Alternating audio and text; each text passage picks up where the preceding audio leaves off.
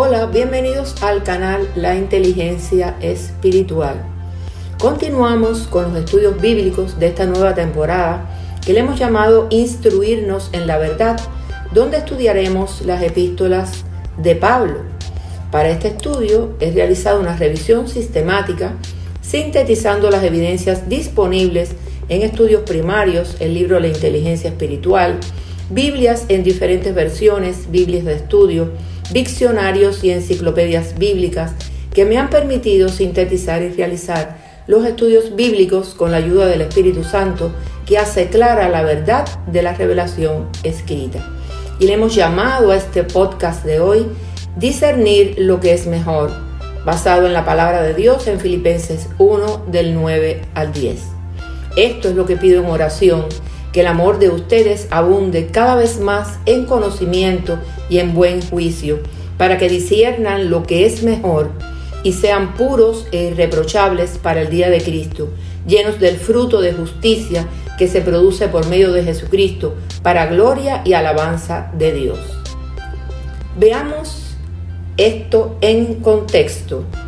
En este pasaje, después de saludar a los filipenses, Pablo en el versículo 1 y 2 y de mencionar su oración por ellos, de los versículos 3 al 8, Pablo revela el contenido específico de esas oraciones. Como siempre, el apóstol no oró por las necesidades físicas ni materiales, sino por los asuntos espirituales. El centro de sus oraciones siempre fue el bienestar espiritual. Y esto pido en oración que vuestro amor abunde aún más y más en ciencia y en todo conocimiento. Filipenses 1:9, Pablo coloca el amor en un lugar muy importante. Sabemos que el amor de Dios por los hombres, de los hombres por Dios y de los hombres entre sí es un eje importante del cristianismo. El Dios de las Escrituras no solo ama, sino que es amor. Primera de Juan 4 del 8 al 16. El amor es de Dios, todo aquel que ama es nacido de Dios y conoce a Dios. Y el que permanece en amor, permanece en Dios y Dios en él. Primera de Juan 4 del 7 al 16. Dios amó tanto a la humanidad que ha dado a su Hijo unigénito para que todo aquel que cree en Él no se pierda, mas tenga vida eterna. Juan 3:16. El amor es un atributo absoluto y predominante de la naturaleza esencial de Dios y es un aspecto esencial del Evangelio de Jesucristo. Puesto que Él amaba a los filipenses, Pablo ora sin cesar por ellos, al igual que con todos los que estaban bajo su cuidado. El interés constante del apóstol por estos santos se encaminaba al crecimiento espiritual de ellos, para lo cual era indispensable crecer en amor. La dinámica del amor divino también abunda en ciencia, en saber el conocimiento verdadero e infalible expresado en la palabra de Dios. Cualquier amor que no se basa ni crece en la verdad y en las Escrituras no llega a ser el auténtico amor. La ciencia verdadera es mucho más que la simple información acerca de la palabra de Dios. La ciencia verdadera está ligada y es inseparable del conocimiento real de las verdades de Dios, porque el fruto del Espíritu es en toda bondad, justicia y verdad. Efesios 5:9. Después de establecer la prioridad del amor en el versículo 9, Pablo continúa su presentación, donde la dinámica va del amor, que incluye el conocimiento de la verdad de Dios y el discernimiento espiritual, a pensar y vivir de manera bíblica. Si un creyente obra inspirado y controlado por el amor de Dios, existirá un deseo de vivir según su voluntad de la manera más fiel y plena posible. Así también vosotros, cuando hayáis hecho todo lo que os ha sido ordenado, decid: siervos inútiles somos, pues lo que debíamos hacer hicimos. Lucas 17:10. Es importante que reflexionemos en esta idea que es esencial en el podcast de hoy, porque Pablo en el versículo 10 no se refiere a distinguir o discernir entre el bien y el mal solamente, que tan solo requiere un conocimiento básico de la palabra de Dios. La idea aquí es más bien el deseo y la capacidad de discernir y descubrir lo mejor, a fin de que podamos llevar vidas que alcancen el máximo nivel de devoción y obediencia. Dicha capacidad, que se traduce en actitudes y establece una distinción entre el creyente totalmente consagrado y el que lo es en menor grado, el maduro del inmaduro, el fuerte en la fe del débil y el siervo inútil y eficaz del Señor del que no lo es. Los cristianos que viven en el nivel más elevado de devoción a Dios y a su voluntad son constantes. No se dejan distraer ni perder el foco a pesar de los innumerables problemas que puedan tener, porque son capaces de discernir no solo entre el bien y el mal, sino lo que es mejor. Este discernimiento más elevado, discernimiento de lo mejor, involucra la mente y el corazón y se construye en ciencia y en todo conocimiento, tal y como dice el versículo 9, los cuales se producen en la mente y corazón a través de la adquisición y consolidación de las verdades de las Escrituras. Cuando Pablo escribió, nosotros tenemos la mente de Cristo, en 1 Corintios 2:16, se refería a la revelación divina, a las Escrituras, donde la mente de Cristo se revela. Por tanto, podemos decir que nosotros tenemos la mente de Cristo, tal y como dice 1 Corintios 2:16. Los creyentes poseemos la Biblia, pero en su mayoría desconocemos los tesoros de Dios y no pensamos con la mente de Cristo, que significa tener en todo momento la perspectiva divina, la lógica divina que nos permite, con la propia palabra de Dios y la ayuda del Espíritu Santo, crear nuestra realidad espiritual para trascender la realidad objetiva que nos distrae y confunde. El cristiano que discierne no puede ser víctima de sus emociones e impulsos personales si ha de aspirar y alcanzar la excelencia espiritual.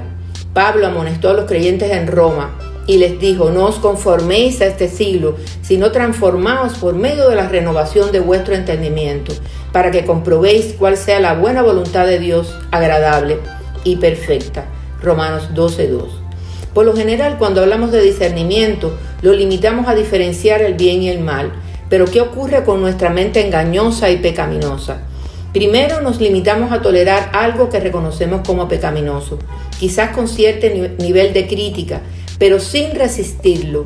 Luego lo vamos acomodando en nuestros patrones mentales y culturales, poco a poco, a fin de atenuar o mitigar la inquietud y la conciencia culpable que nos causa el pecado, hasta que deja de ser un problema y nos aliviamos. Después intentamos justificarlo, inventando excusas y finalmente defendiéndolo. Por último, y sin que podamos evitarlo, empezamos a participar en el pecado y lo abrazamos como parte de nuestro estilo de vida normal, con más o menos nivel de conciencia culpable. Así que, queriendo yo hacer el bien, hallo esta ley, que el mal está en mí, porque según el hombre interior me deleito en la ley de Dios, pero veo otra ley en mis miembros que se rebela contra la ley de mi mente y que me lleva cautivo a la ley del pecado que está en mis miembros. Miserable de mí, ¿quién me librará de este cuerpo de muerte? Gracias doy a Dios por Jesucristo, Señor nuestro. Así que yo mismo con la mente sirvo a la ley de Dios, mas con la carne a la ley del pecado. Romanos 7, del 21 al 25. No se trata entonces de dedicar más tiempo a mirarnos por dentro nuestras imperfecciones de manera contemplativa, sino de discernir que cuando perdemos la dimensión de gratitud hacia el Señor, somos nosotros los que cambiamos la mirada sobre la realidad y la cerramos. Al perder la dimensión de arraigo en la misericordia de Dios que sustenta nuestro vivir, distorsionamos, desenfocamos nuestro estar en la vida y perdemos la posibilidad de transformarnos con la ayuda del Espíritu Santo y cambiar a la vez nuestro entorno, que es una misión de nosotros como cristianos. El interés hacia la sociedad no puede ser divorciado bíblicamente del andar cristiano. No podemos convertir el andar cristiano solo en una empresa espiritual reducida a las paredes de una iglesia y desligada al servicio de la humanidad. Para discernirlo mejor, debemos tener conciencia de esta lucha que Pablo describió como inclinación permanente a pecar, para entonces, acercándonos con corazón sincero, en plena certidumbre de fe, purificados los corazones de mala conciencia y lavados los cuerpos con agua pura, Hebreos 10, 22. Y así, quienes intentamos consagrarnos a la búsqueda de la excelencia, también enfrentamos el constante peligro de perderla, si permitimos que nuestro amor por el Señor se enfríe, como le sucedió a la iglesia de Éfeso. Así lo dice la palabra en Apocalipsis 2:4. Pero tengo contra ti que has dejado tu primer amor. Recuerda, por tanto, de dónde has caído y arrepiéntete y haz las primeras obras, pues si no, vendré pronto a ti y quitaré tu candelero de su lugar, si no te hubieres arrepentido. Pero si mantenemos encendida la llama del Espíritu Santo, siguiendo entonces la lógica de estos versículos de Filipenses 1, entonces seremos sinceros e irreprensibles para el día de Cristo. Versículo 10. Irreprensibles o irreprochables significa sin caída, sin ofensa, y abarca tanto la idea de no caer en conductas pecaminosas como la de abstenernos de hacer tropezar a otros en la iniquidad. Ser irreprensibles es avanzar en la vida sin fallas morales, teniendo a Jesucristo como nuestro modelo moral. Por tanto, Pablo hace un llamado a los creyentes a hacer todo lo posible para glorificar a Dios y vivir ante Él y los demás con dignidad. El fruto espiritual también comprende las buenas obras, justo lo que Pablo tiene en mente en este pasaje. Esas buenas obras siempre empiezan con actitudes piadosas, que Pablo enumera en Gálatas, mas el fruto del Espíritu es amor, gozo, paz, paciencia, benignidad, bondad, fe, mansedumbre, templanza. Gálatas 5, del 22 al 23. Dichas actitudes que Dios confiere están diseñadas para producir buenas obras que Él mismo faculta. Pablo mencionó el fruto de las buenas obras al decirle a los creyentes en Corintio, y el que da semilla al que siembra, y el pan al que come, proveerá y multiplicará vuestra sementera, y aumentará los frutos de vuestra justicia. Frutos de justicia que solo son por medio de Jesucristo. La condición humana es incapaz de hacerlo. El propósito de Dios es producir tales obras en todos los creyentes, porque somos hechura suya, creados en Cristo Jesús para buenas obras, las cuales Dios preparó de antemano para que anduviésemos en ella. Efesios 2:10. Jesús dijo: en esto es glorificado mi Padre, en que llevéis mucho fruto y seáis así mis discípulos. Juan 15:8. En todos estos aspectos se resume discernir lo mejor. El carácter cristiano en su grado más alto se origina en el amor siempre creciente que Dios infunde. Este amor nos conduce a una abundante comprensión y fiel obediencia a la verdad divina revelada en las Escrituras por el Espíritu Santo. Dios hace al creyente fructífero para su gloria. Por eso Pablo ordenó: si pues coméis o bebéis o hacéis otra cosa, hacedlo todo para la gloria de Dios. Primera de Corintios 10:31. Y sería todo por hoy. Bendiciones de lo alto.